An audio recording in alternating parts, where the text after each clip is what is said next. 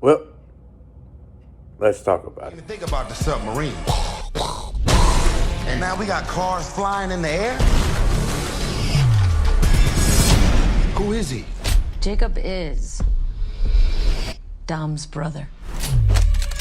Welcome in, it's your boy, DaReaL Big E, here to talk about Fast 9.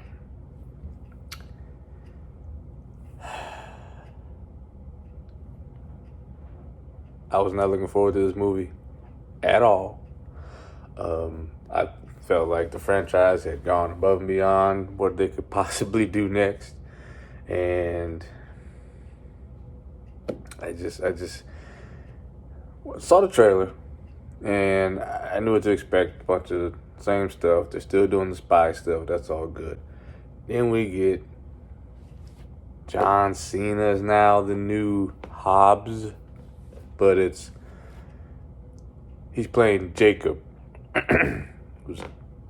All of a sudden, Dom has a brother after 8 Fast and Furious movies, 20 years of Fast and Furious. Now he has a brother. Okay, we're going to get to him. We're going to get to that. We're going to get to somebody that comes back from the dead. And we're going to get to the thing that I can't believe they actually did. But they did. Okay. Now, start off with, this whole John Cena thing. He's playing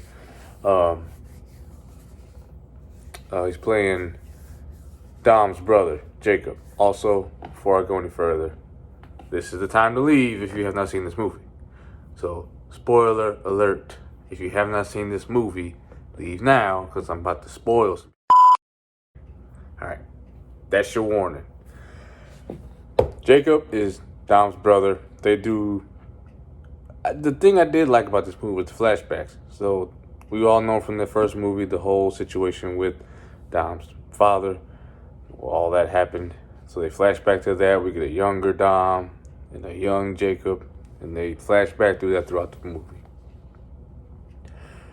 I actually was okay with John Cena's performance. I thought it was, on par. I just wish he would stop chasing The Rock. Let's be real. He wants to do whatever The Rock's doing. And that's my other problem with John Cena being in this movie. It's not necessarily John Cena. It's Vin Diesel, who, if you all know what happened with The Fate of the Furious, the 8th movie, and the fact that Dwayne Johnson did Hobbs and Shaw with Jason Statham. There was a lot of controversy and beef over that because mainly Tyrese was the one stirring up shit on the internet. He was mad at The Rock for taking that role when it was like, dude, if Universal came to you and said, hey, we want to put you and Ludacris together and do a Roman and Ted's movie, you wouldn't have said no. Come on, man. But I don't like the fact that Vin Diesel is a diva. All the things I've read, videos I've seen about him on set, he's a diva. Never heard anything about The Rock. Look, I get it. They casted The Rock in Fast 5. He's bigger, has more charisma, and he made the movies more money. Fast 5, 6, 7, and 8. Now, 7 did what it did because of Paul Walker. Let's be real. Dwayne wasn't really even in that movie that much.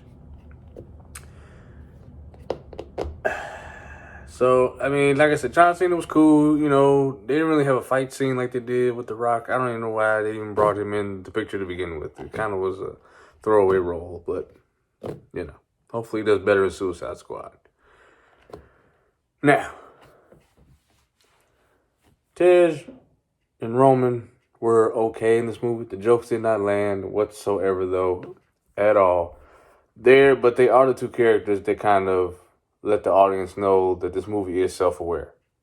So they call on the fact that, this is a lot of crazy shit going on. So I do appreciate that. But I just couldn't get with I couldn't get with the humor. The jokes didn't work. They felt forced. I thought these two brothers could do better than what they did. I mean, if you go back and watch Too Fast, Too Furious, Tyrese is hilarious in that movie, and it just felt like he was being himself. Now, all he does is holler and scream and, you know, postulate what's going on with them and thinking that they have superpowers, which they damn near do. I'll get back to Roman and Ted here in a minute. Okay. This isn't really a spoiler because it was in the trailer. We all know Han comes back from the dead, okay? And when I saw that in the trailer, I was like, nope, can't do it. That's not the slingshot with the Charger. That didn't do it for me. Not John Cena driving off a cliff and a jet flies over with a magnet and catches him. No, none of that. I saw this man blow up in a car in Tokyo Drift, yet he's back here alive, okay? And the explanation they give is so convoluted and confusing. I hated it. It was stupid. All this retcon, it's just to keep a series going.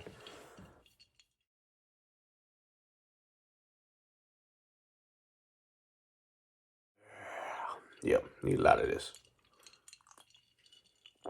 It's a little silly, but they did make him a badass. I will say that.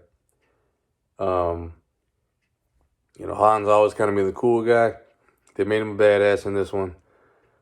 I do appreciate that. The other problem with this film, before I get to the last big thing that I can't believe they actually did it. You know, this movie wasn't really paced well. It just felt like it was all over the place. Like, it wasn't even cohesive. Like, all the other Fast and Furious, since Fast 5, you know, they kind of all had these little spy elements and job and heists and things like that. And they get bigger and bigger and bigger and bigger. But at least those movies felt like they were telling a linear story. This kind of just felt all over the place. And, you know, okay. Moment of truth. They hinted at it in the trailer. And yes, they do it. Roman and Tej. They put these two dudes in space. And not only in space, they didn't go in a space shuttle. Where do they go in space in? A freaking car. They strapped a rocket to the back of a car like in Toy Story and shot that bitch in space. Not just like went, you know, above the atmosphere real quick and came back down. No, they were in orbit and they, you know, had to catch up to a satellite.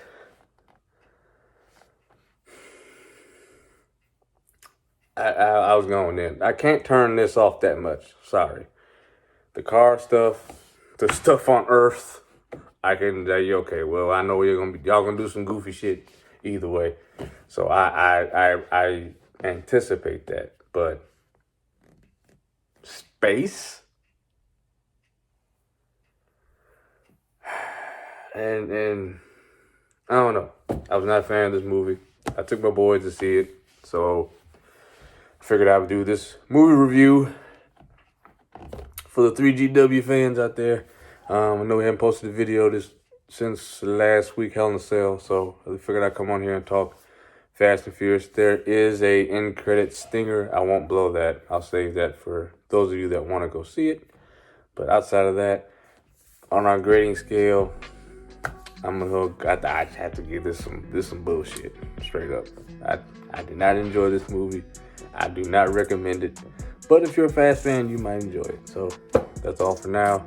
Check us out on Instagram, Twitter, and Facebook. Take it easy.